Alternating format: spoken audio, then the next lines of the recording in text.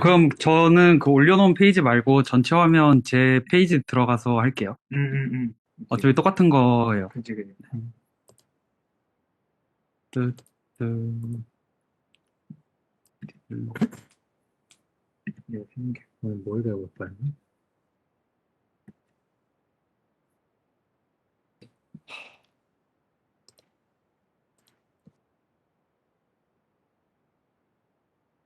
유용이가 패턴, 테스트 패턴. 네. 됐어. 오늘 제목 먼저 말씀해 주시죠. 시작됐나요? 예, 시작하겠습니다. 네, 저는 일단 오늘 이제 세미나 벌써 두 번째 날인데요. 일단 목차부터 설명드릴게요. 일단 오늘은 2장에 들어가기에 앞서서 지난 시간에 질문이 많아서 1장에서 그 클로저, 1급 객체, 솔리드 원칙, 지식 조각에 대해서 좀 설명하고 그런 다음에 이제 2장 의존성 주입 프레임워크인데 여기에서 이제 소제목으로는 의존성 그리고 의존성 주입을 통한 좋은 코드 만들기, 의존성 주입의 모든 것이 있습니다. 그리고 이게 이 장의 전체가 아닌데 이제 조금 잘려서 이 뒷부분은 아마 다음 주에 발표하게 될 것 같습니다. 이제 1장에서의 질문이 아까 방금 말씀드린 대로 그렇게 뭐 클로저 1급 객체 솔리드 원칙 지식 조각이 이 부분에 대해서 설명하겠습니다.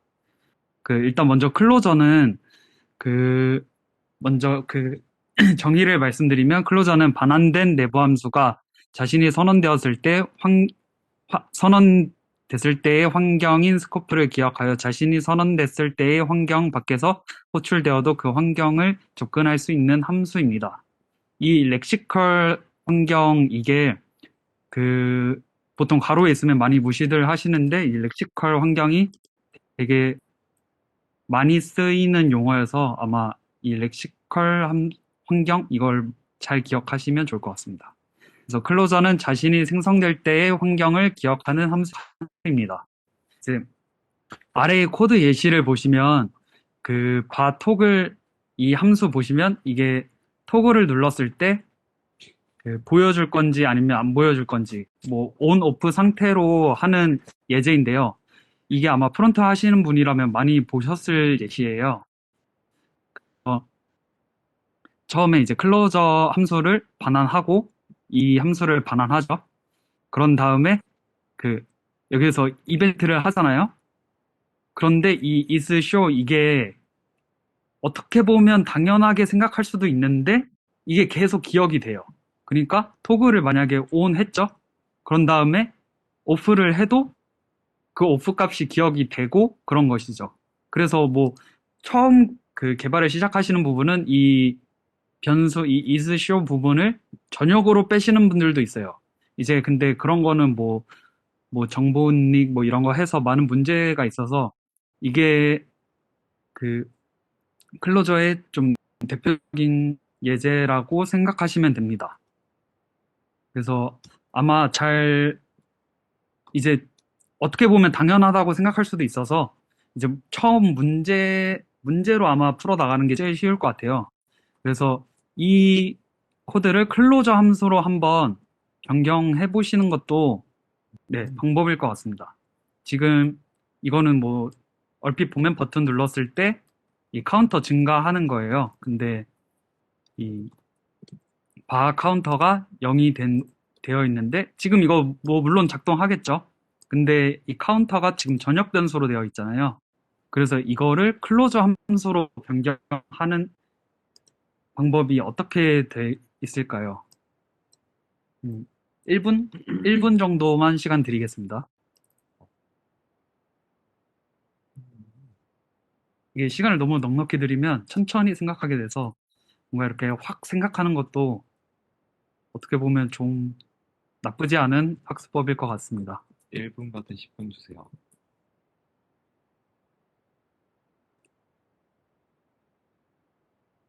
결국은 버튼을 눌렀을 때 카운터가 증가하면 됩니다. 이 카운터 값이 전역 변수이면 안 되고 하지만 카운터 값은 항상 기억이 되고 있어야 돼요.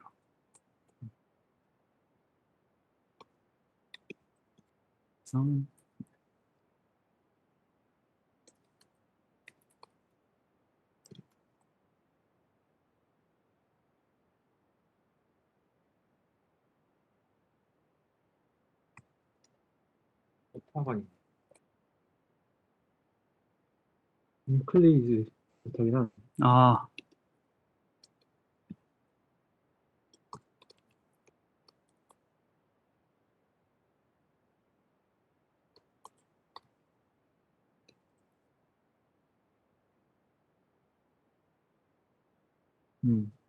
저는 해봤습니다. 맞는지 모르겠지만. 네. 다 해보셨나요? 아니면 꼭 그냥 손으로 다 안 쳐보셔도 그냥 머릿속으로 생각해 보셔도 됩니다. 네. 뭔가 지금 알려주시나요?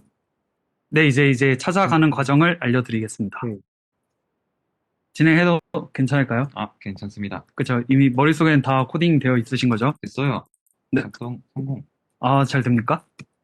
그래서 이제 지금 여기까지만 생각하셨다면 이제 그냥 단순히 인크리스 안에 카운터를 넣는다. 그리고 카운터를 증가한다. 그리고 인크리스를 한다. 여기까지 생각했으면 이제 50%죠. 왜냐? 그냥 여기는 지역 변수일 뿐이어서 카운터를 증가해도 이 계속 카운터는 0이 되겠죠. 그래서 계속 1만 출력될 것이고 그리고 변경 이전의 상태를 기억하지 못하게 됩니다. 그래서 이제 클로저를 사용했을 때의 예시는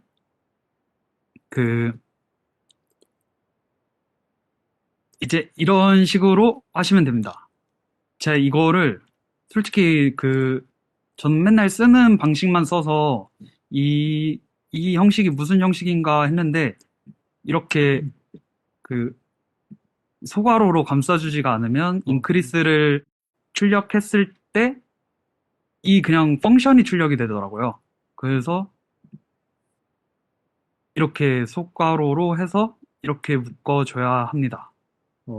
그리고 리턴 할 때는 그냥 아시는 방법대로 리턴 예. 그게 바로 소괄호로 하는 거 네. 이름이 있지 않나요? IIFE라고 부릅니다. 즉시 실행 함수라고 있는데 아, 네, 맞아요. 즉시 실행 함수. 밑에 있네요. 네. 즉시 실행함수. 이제 네. 우리가 웹사이트 보면 자바스크립트 코드가 있잖아요. 네. 근데 그 자바스크립트 코드에 실행을 할 수 없는 이유가 이렇게 IIFE로 감싸게 되면은 얘만의 스코프가 따로 있어가지고 접근을 못해요. 그래서 웹팩이나 번들러 같은 애들이 바로 실행을 시켜버려요. 자바스크립트 코드를 합쳐가지고 바로 실행을 시켜버려요. 그래서 콘솔 접근을 못하죠. 그 생각나니까 파이어베이스도 네. 파이어베이스 이제 코드 짤 때는 파이어베이스 어스에 접근할 수 있는데 네. 실질적으로 지금 콘솔에서는 파이어베이스 어스에 접근을 못 하잖아요.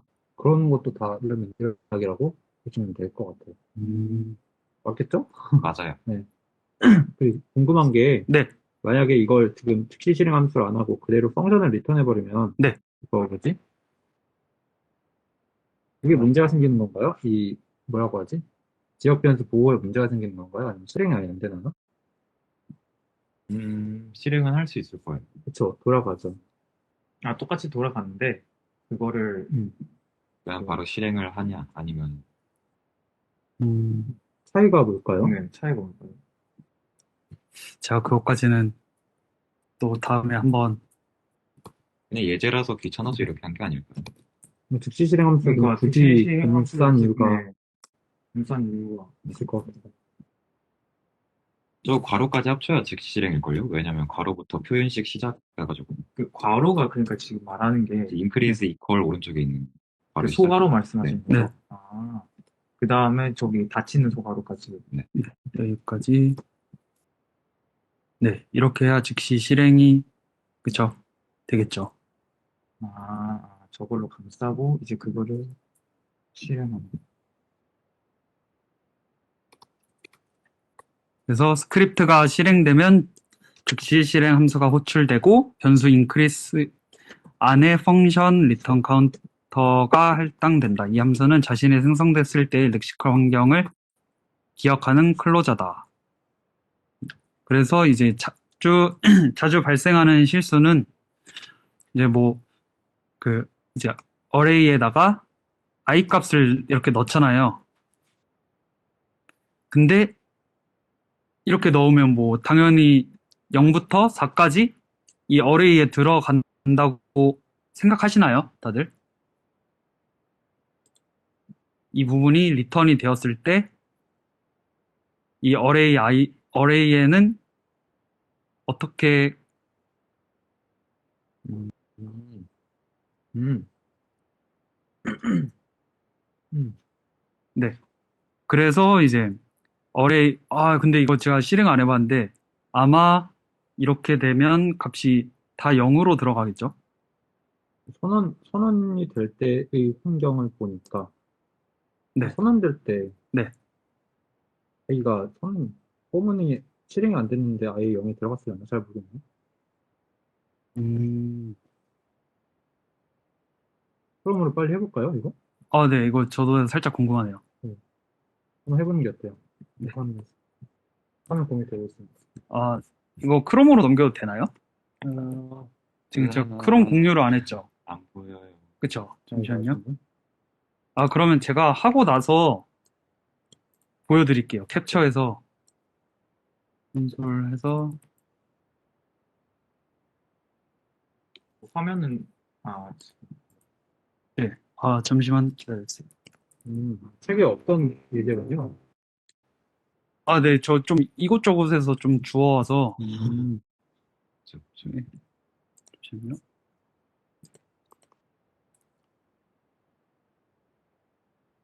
그러면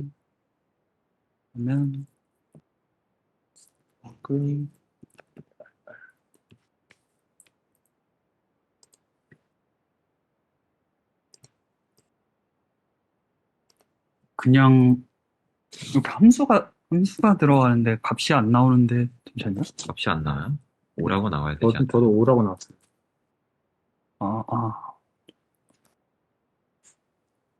어떻게? 5, 3, 전부. 네. 어레이. 포문 밑에 빼버리고. 5가 5번 나옵니다. 저도 그랬었습니다. 네. 맞습니다. 5가 제가 빠르게 캡처해서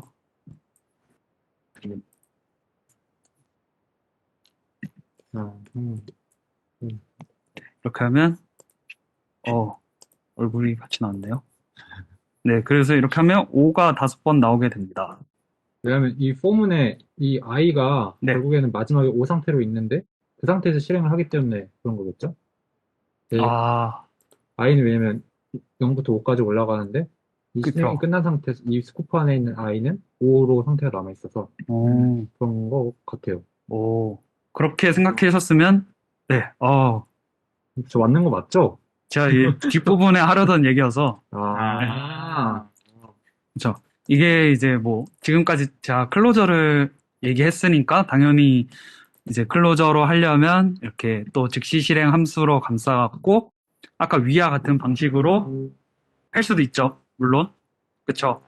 근데 이제 방금 교원님이 말씀하신 대로, 팀장님이 말씀하신 대로 이제 이렇게 선언하는 거를 생각해서 이거 말씀하신 거 맞죠?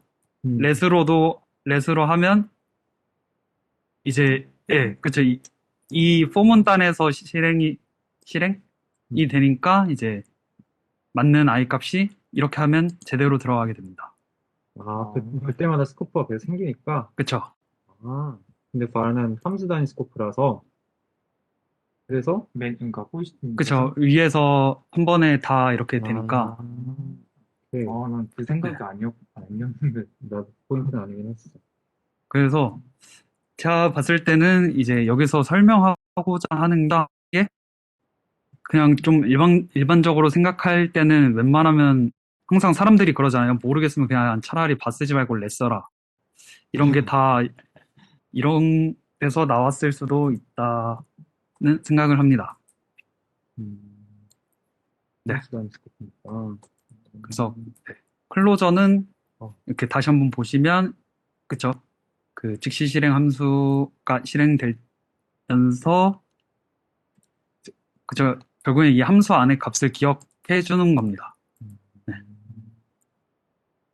근데 이제 뭐 위에서 맨 위에 예시를 보시면 예상하셨겠지만 요즘은 리액트 훅을 많이 쓰죠. 그래서 아마 사람들이 요즘은 리액트 훅 먼저 배우면서 클로저에 대해 별로 관심이 없는 것 같더라고요. 네, 저도 솔직히 클로저보다 리액트 훅을 먼저 들었고, 네. 그래서 리액트 훅은 이제 리액트 훅 같은 경우에는 막 유즈 스테이트 이런 걸로 해서 지금은 클로저, 그러니까 클로저를 이쁘게 꾸민 게 리액트 훅이에요. 네. 그래서 지금 보시면 이 isShow 이 값이 유지가 되려고 이제 클로저 함수를 사용하잖아요. 근데 리액트에서는 use state 뭐 isShow, set isShow 예를 들어 뭐 show, set show 뭐 이렇게 하면 뭐 set show를 하면 뭐 false, set show false 이런 식으로 하면 false가 그 값에 계속 저장되어 있고 그 펑션 안에서 네, 이렇게 따로 뭐 네, 클로저 함수로 하지 않아도 네, 저장이 됩니다. 그래서 제가 구글에 몇 번 찾아보니까 네, 리액트 훅을 배우기 전에 원래는 클로저를 먼저 개념을 알고 가는 게 맞다라고 되어 있더라고요. 네. 그래서 궁금한 점이 하나 더 있는데 네. 위에서는 네. 어레이도 봐고 네. 그 포문 안에 변수도 봐인데 네. 밑에는 어레이는 콘스트고 아, i는 렛인데 이것도 관련이 있는 건가요? 이거는 제가 오타인 것 같습니다. 아, 그렇습니다. 이 콘스트를 넣으면 상관없지. 아니, 그러니까 상관없나요? 저는 그러니까 위에 게 둘 다 바인 게 아, 일부러 둘 다 바를 넣은 건데 네네. 일부러. 근데 이건 바는 둘 다 상관없지 않나요? 콘스트너튼, 바너튼, 랜너튼, AR 같은 경우 어차피 스코프가 네네. 대륙이라서 네. 저는 그러니까 지금 말하는 그러니까 그 클로저라는 게 네. 그러니까 이 포문 안에 변수를 바가 말하는 건지 그 위에 그 어레이도 바가 그게 상관이 있는 건지 홈은 안에 있는 것만. 그쵸. 그렇죠. 네, 그게 그러면 클로저는 넘어가도 될까요? 저 한 가지 네. 질문 있습니다. 네. 그 클로저 함수라는 거는 네. 그 리턴하는 지금 리턴 펑션 요 부분 지금 이 이- 화면에서 3번이라 적혀 있는 부분 네네네. 클로저 함수라는 거죠? 아니면 그 상위 단계가 클로저 함수인가요? 제가 보기엔 이 상위 단계를 그 클로저 함수라 하고 이렇게 안에서 그 이 상위에 있는 그 상위의 지역에 있는 변수를 리턴하는 게 있는 거를 클로저 함수라고 하는 것 같습니다. 클로저 함수는 그러면 리턴하는 거예요? 아니면 값을 갖고 있는 거예요? 클로저 함수라는 거 자체는? 값을 갖고 있는 거죠. 아, 네. 그래서 이제 클로저 함수의 단점이 그 메모리를 계속 그 프로그램이 종료될 때까지 갖고 있어갖고 그게 단점이고 이제 장점이라 하면 값을 계속 유지할 수 있는 게 장점입니다. 그러면 한번 선언하면 해제할 수 있는 방법이 없는 건가요? 가비지 콜렉팅 돼야 될 것 같은데? 저렇게 너무 많이 할 수 있잖아요. 근데 개인적으로 탐구해봤을 때는, 네. 그러니까 나도 클로저가 정확하게 어떻게 되는지 모르겠는데 자바스크립트 메모리 관리가 네. 변수별로 카운터를 갖고 있어서 카운터가 뭐 예를 들어 이걸 참조하는 변수가 10개다 이렇게 갖고 있다가 참조하는 게 없을 때마다 계속 이게 줄어들어서 카운터가 0이 되면 그러면 없어지는 식으로 설계가 됐다고. 그러니까 쉽게 설명하면 그렇고 정확히 무슨 그래프를 이용해서 한다는데 자세히 모르겠고 그런 식으로 따로 변수가 어떤 참조 관계를 갖는지를 내부적으로 관리하고 있다고 저는 들었습니다. 그렇긴 한데 가디지 콜렉팅이 될 것 같긴 한데 저도 확실하진 않네요 이거. 다음번에 한번 네. 이거 알아볼까요? 네, 그러면 가비지 콜렉팅 것도 네, 다음 주에 알려드리겠습니다. 좋습니다. 그러면 이제 1급 객체에 관해서는 이게 1급 객체 말고도 뭐였죠? 1급 변수? 뭐 이런 게 함수 그런 것도 있어요. 네, 그런 게 쭈루룩 있는데 이제 지난번에 언급됐던 1급 객체만 일단은 갖고 왔어요. 이제 이것저것 다 갖고 오면 너무 또 산으로 갈까 싶어서 그래서 1급 객체는 이제 1급 객체란 다른 객체들에 일방적으로 적용 가능한 연산을 모두 지원하는 객체를 가리킨다. 그러니까 쉽게 말해서 그러니까 일단 자바스크립트에서만 쓰이는 용어는 아닙니다. 예, 음. 네, 다들 알고 있으셨나요? 네, 저만 몰랐습니다. 네, 그래서 1급 객체 조건은 변수나 데이터 구조 안에 담을 수 있고, 파라미터로 전달할 수 있고, 리턴 값으로 사용될 수 있어야 한다. 그러면 그냥 간단하게 1급 객체만 생각했을 때는 자바의 함수하고 자바스크립트의 함수를 생각하시면 쉽게 구분할 수 있어요. 자바의 함수는 1급 객체가 아니겠죠? 그쵸? 리턴 값으로 그 함수를 리턴할 수도 없고, 파라미터로 받을 수도 없고, 그리고 변수나 데이터 구조 안에도 담을 수가 없죠? 그쵸? 자바스크립트의 함수는 1급 객체이다. 그쵸? 그쵸? 뭐 이런 거 많이 봤죠? A의 뭐 펑션 해서 뭐 값에다가 할당할 수도 있고, 그리고 파라미터로 전달하는 거는 1장에서 그게 자바스크립트의 강점이라고 얘기했고, 그리고 리턴 값으로는, 네, 뭐, 그쵸. 당연히 사용할 수 있습니다. 그리고 1장에서 솔리드 원칙을 지난번에 너무 급하게 얘기해서 조금 더 보충하다가, 네, 일단 설명 시작하겠습니다. 네, 단일 책임 원칙 같은 경우에는 뭐, 예를 들어 각 도형, 이게 위쪽이 제가 지난번에 했던 거고 아래쪽에 좀 더 찾아봐서 적어 놓은 건데, 이제 쉽게 설명하면 예를 들어 각 도형의 넓이를 더해서 값을 출력하는 함수가 있습니다. 출력 형식은 HTML, 뭐 JSON 등의 여러 가지 방법으로 해야 될 때 구조를 어떻게 구성해야 되는가. 네. 솔직히 이렇게까지만 하면 누구나 다 똑같이 다를 수도 있겠지만, 그쵸? 각 도형의 넓이를 값을 출력하는 걸 하나 만들고, 그리고 출력 형식을 또 따로 만들겠죠? 그 값에 따른. 그쵸? 근데 제가 생각했을 때는, 그쵸? 도형의 합 출력 방법으로 나눠야 한다. 쉽네. 라고 생각할 수 있지만, 보통은 먼저 각 도형의 합을 구하는 함수가 있다고 가정했을 때, 그쵸? 그러면 출력 부분만 수정하는 경우가 많잖아요? 뭐 HTML이 필요하면 갑자기 그 합에다가 HTML로 출력하고, 그러다가 제이슨도 필요하다네. 그러면 뭐 파라미터로 뭐 타입 받아갖고 뭐 if HTML이면 뭐 HTML, 뭐, 뭐 타입이 뭐 제이슨이면 제이슨으로 출력. 물론 안 그러신 분들도 있겠지만 저는 그런 생각을 해서, 네, 이렇게 뭐 리팩터링보다는 이제 기능 추가가 되는 과정에서도, 네, 항상 솔리드를 놓치면 안 된다라는 말을 해주고 싶었습니다. 그러면 이 네. HTML, JSON 이걸 언급한 이유는 네. 만약에 수정할 때 이제 단일체계 원칙을 지키고 있으면 출력하는 부분만 수정을 하면 된다는 의미인가요? 그것보다는 이제 하나의 함수에서는 한 가지 일만 해야 된다. 그쵸? 어떻게 보면 그 말도 맞는 말이라고 생각합니다. 그럼 만약에 HTML과 JSON을 둘 다 지원해야 되는 클래스라면 지금 여기서는 어떻게 적용되나요? 그러면 이제 출력하는 부분을 따로 빼서 그 부분만 함수로 만들지 않을까요? 만약에 HTML도 지원해야 되고 JSON도 지원해야 된다면 네.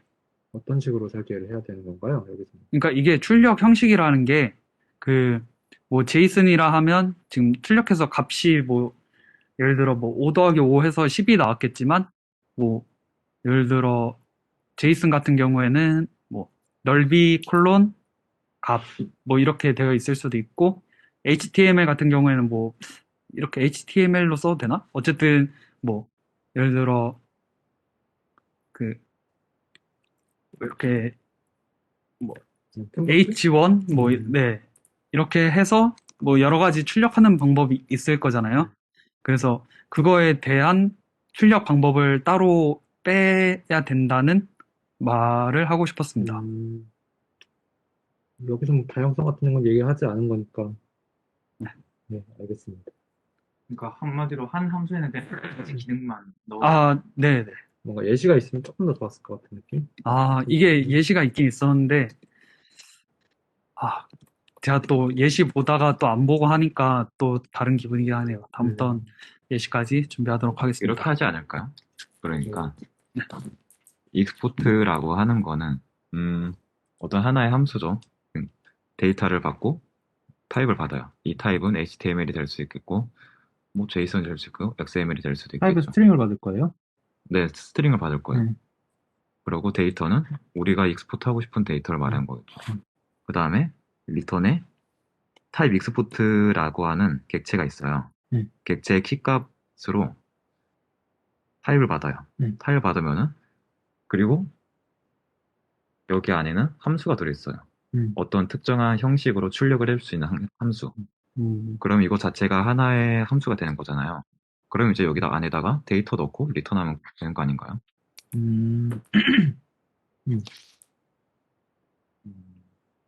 함수로만 한다면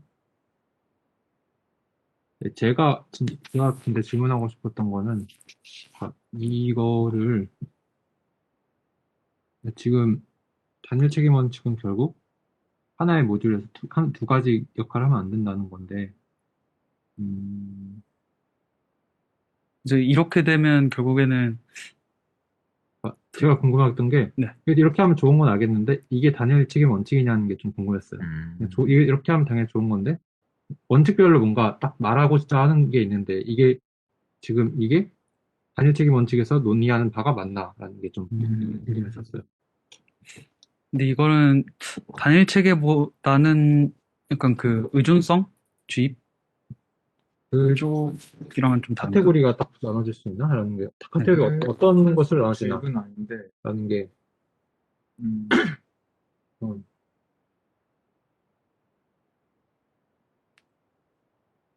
예시를 한번 보면서 해도 괜찮을 것 같아요. 아, 네. 다음부터는 네. 좀 헷갈릴 것 같다 싶으면 무조건 다 예시를 넣어오도록 하겠습니다. 다음 시간에 한번 조금 더 예시를 봐도 괜찮을 것 같은데. 아, 이 부분에 대해서요? 아, 네. 다음 시간에 하면 되고. 예시.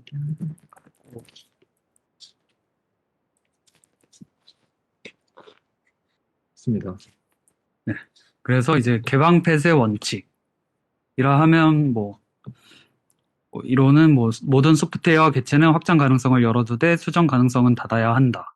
그쵸. 이 말만 들으면 진짜 무슨 말인지 하나도 모르겠어요. 그래서 어떤 경우라도 실행 코드는 변경하지 말고 상속 등의 방법으로 어떻게든 재사용 확장해야 한다. 그쵸. 계속 헷갈립니다. 처음 이제 접하게 된다면.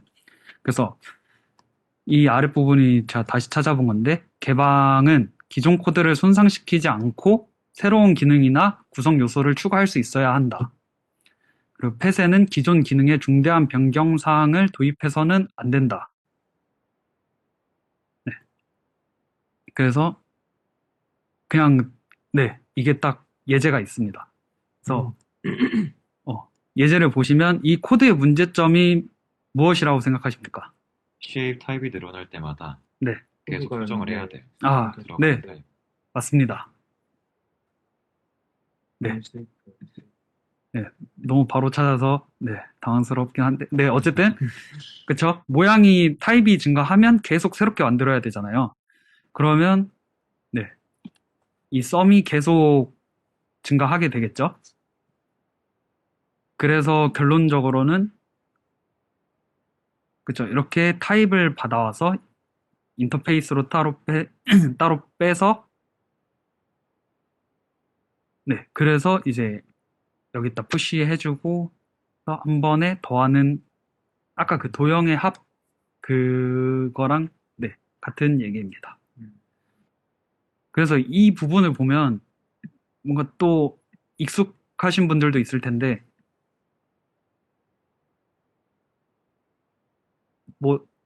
익숙하지 않으신가요? 이 부분이요. 이게 액션 아닌가요, 이거? 아, 그쵸.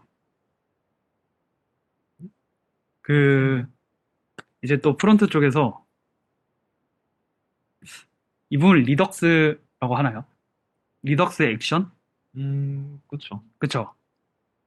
그래서 제가 솔리드 이런 거를 공부하면서 느낀 거는 어떻게 보면 이제 요즘은 프레임워크가 너무 잘 나와 있으니까 그런 것만 잘 써도 그래도 중간은 가지 않을까 하는 생각을 했습니다. 요즘은 다 저희가 처음부터 다 짜는 경우가 거의 없기 때문에 결국에는 아까 말했던 클로저도 리액트 훅이고 이 부분도 다 비슷한 부분이기 때문에 그렇게 생각했습니다. 근데 물론 어떻게 돌아가는지는 알아야 되니까 그래서 클린 코드가 아니라 이렇게 패턴과 테스트를 공부하게 되었습니다. 음, 네. 인터페이스는 함수로 제공되는 건가요? 어디 부분이요? 쉐이프 인터페이스 자체가. 아, 여기요? 네. 여기는 어,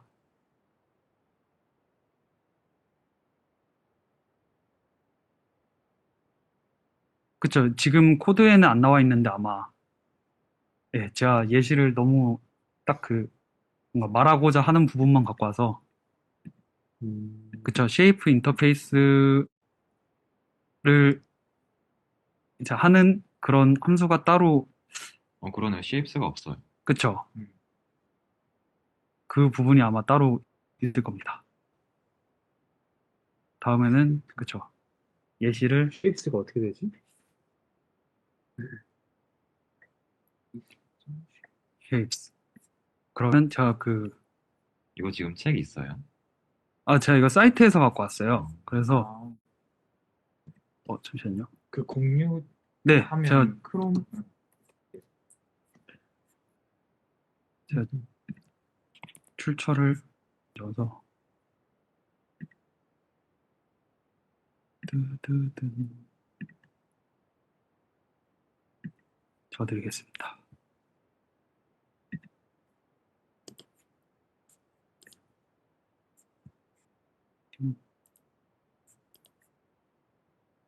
네,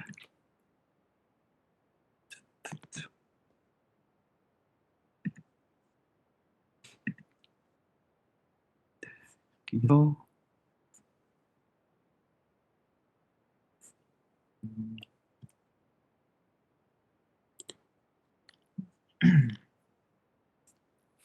일단 다음으로 계속 진행할까요? 쉐입스가 이거 설명을 좀 더 듣고 싶은데, 네, 음,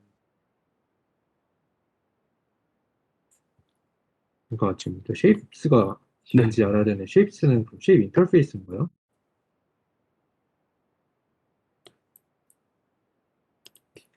property of shape에서 쉐이프는 함수인데 이 함수의 타입을 가져와서 타입이 쉐이프스가 쉐이프 인터페이스겠죠? 잠시만요. shapes. 쉐입스가 그냥 이렇게 돼 있고 음, 쉐이프스는 이렇게 있고 밑에서는 어떻게 되나? 이게 이제 아까 그 예시고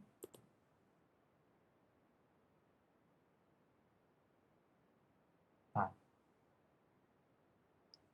인터페이스는 이렇게 돼.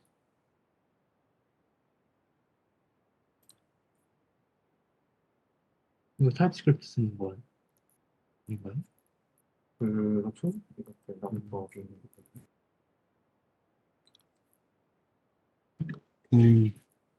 아이고, 링크 어디 있나요? 그 여기 세미나 네. 그쪽에 있어.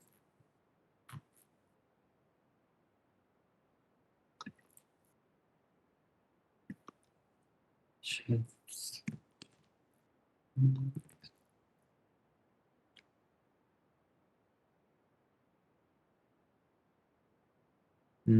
하나씩 서클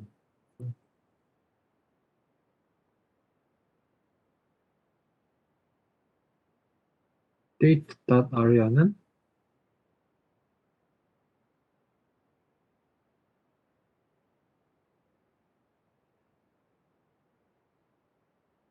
date는 어디서 넣돼 있죠?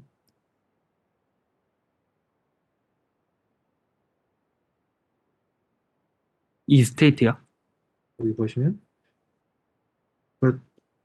아니, 여기 말고. 아, 맞네. 스테이트다.그 스테이트가, 파라미터로 들어간 거구나.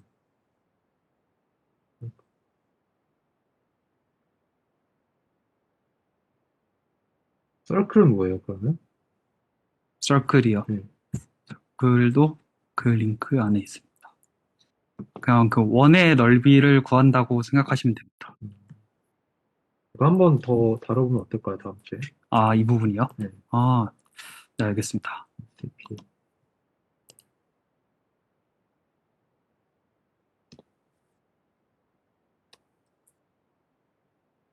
시간이 네. 한계가 있으니까 다음번에 더 알아보는 걸로 하고 다음 걸 일단 넘어가시죠. 네. 그래서 이제 이 아래 세 개는 이제 자바스크립트에 관한 그런 내용이 그렇게 막 많이 없더라고요. 그래서 아마 이 윗부분을 이제 다음 주에 또 다시 하게 된다면 아랫부분도 한번 함께 다시 찾아보도록 하겠습니다. 네. 그래서 이제 조각 지식은 네. 검색해봤는데 그냥 번역의 한계였던 것 같습니다. 그래서 그냥 그 변수의 그냥 한 지식 조각, 네, 그냥 지식의 한 부분, 네, 그렇게 생각하시면 될 것 같습니다. 뭐 크게 다른 의미는 없었습니다. 네, 그래서 2장으로 넘어와서 이제 2장은 테스팅 프레임워크랑 의존성주의 프레임워크 이제 두 부분으로 크게 나뉘는데 이제 앞에 테스팅 프레임워크는 제가 쭉 봤는데 결국에는 전에 얘기 나왔던 그 테스트 하는 그 과정 얘기밖에 없어서 결국에 또 똑같은 얘기 하는 것 같아서 이제 의존성주의 프레임워크 이 부분을 그 보게 되었는데요.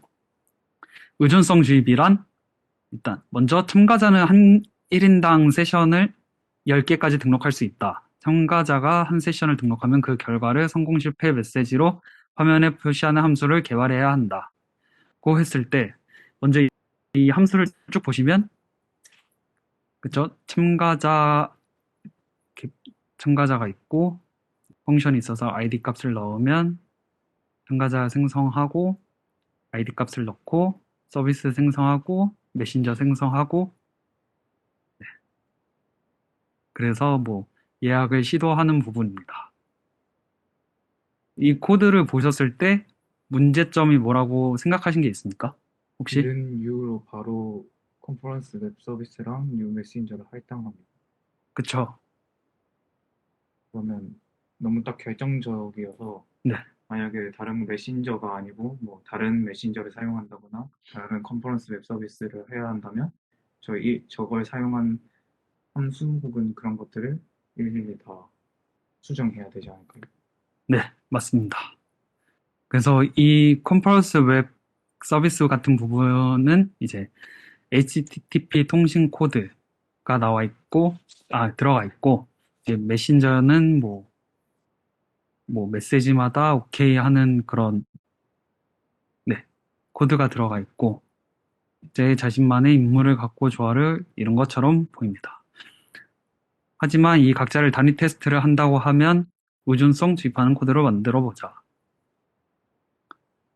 그래서 의존성 주입이 결국에는 이렇게 파라미터로 이 서비스 메신저를 넘겨주는 거를 말해요. 근데 이게 결국에는 지금은 뭐 한 단계죠. 하지만 뭐 이게 자바스크립트를 제가 그렇게 막 엄청 복잡한 거를 막 해본 적은 없지만 뭐 스프링에서는 막 그 비헤이버에서 뭐 그쵸 뭐 인터페이스인가 뭐 이렇게 계속 쭉쭉 들어가잖아요. 근데 그 중간에 하나 바뀐다고 생각해 보시면 네, 그거 일일이 계속 단계 찾아서 다 바꿔야겠죠. 그런 부분에서 봤을 때는 뭐 무조건 의존적이지 않은 게 좋다고 하지만 이런 부분에서는 의존성을 주입하는 게 더 좋다고 합니다. 의존 관계, 의존 네. 관계. 생각되는 게 파이어베이스 어드민만 저희가 따로 밖에서 넣도록 해도 네.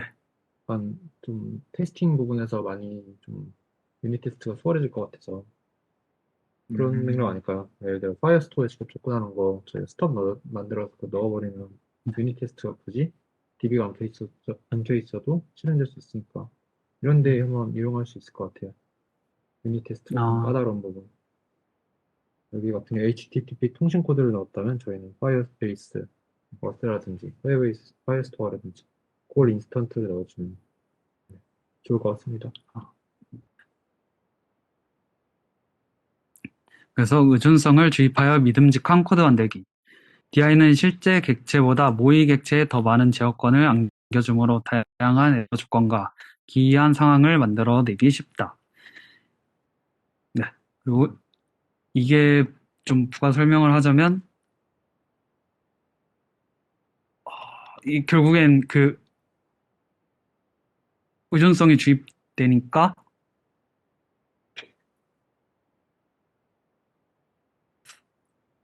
그러니까 그 윗단에서 테스트할 상황이 되게 다양하게 만들 수 있다? 음. 이 말이지 않을까요? 이거 다음 주에 다시 해볼까 이제? 40분이나 벌써 시간이 아, 돼가지고 네, 이거 네, 의존성 주입 안 한 코드하고 한 코드하고 네. 지금도 예시니까 있긴 하지만 좀 더 자세하게 설명이 되어서 음, 준비를 해서 다시 의존성 주입부터 네. 시작하면 좋을 것 같습니다. 아, 네, 알겠습니다. 네, 고생하셨습니다. 혹시 질문 있으신가요?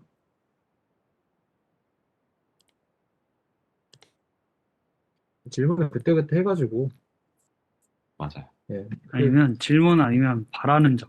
바라는 점 예시가 좀 더 많았으면 좋겠다. 좀 더 많은 예시. 네. 그리고, 그리고 아까 말했듯이 근데 그냥 궁금한 점인데 네. 클로저 함수를 실제 많이 사용하나요? 제가 본 코드에서는 좀 많이 안 사용했던 걸로 알고 있어서 그러니까 네, 리액 네. 아까 어떤 설명드린 게 경우에 리액트 후기 내부에서 다 클로저 네. 형제를 이용해서 구현이 된 거고 우리가 라이브러리를 사용했기 때문에 이걸 사용하지 않는 거지. 사실상 실제로는 자기 모르게 그냥 계속 쓰고 있는 게, 네, 클로저 함수입니다. 그리고 뭐 싱글통 객체 이런 거 쓰기 되게 좋을 것 같은데 싱글통 객체 만들려면 음, 나 계속 어디선가 조정과 그걸 보관하고 있어야 되는데 음, 싱글톤 객체 자체를 애초에 지향하는 객체여서 싱글톤. 근데 꼭 그렇진 않은 것 같아. 그냥 엑시오스나 이런 것처럼 스태틱으로 좀 쓰일 만한 그런 것들은 싱글톤 써도 사실 아, 그치, 그치. 근데 그러니까 그걸 진짜 정확하게 관리하면 되는데 그게 진짜 정확하게 그러니까 관리가 안 될 상황이 발생하면 그건 좀 근데 자바에서는 싱글톤 잘 안 쓰는 것 같은데 자바스크립트에서는 싱글톤 많이 쓰지 않나요? 그쵸. 왜냐하면 엄청 그게 많이 싱글 쓰죠. 스레드고 멀티 스레드의 차이기 때문에. 아 그것도 그렇구나. 네. 왜냐하면 멀티 스레드는 그거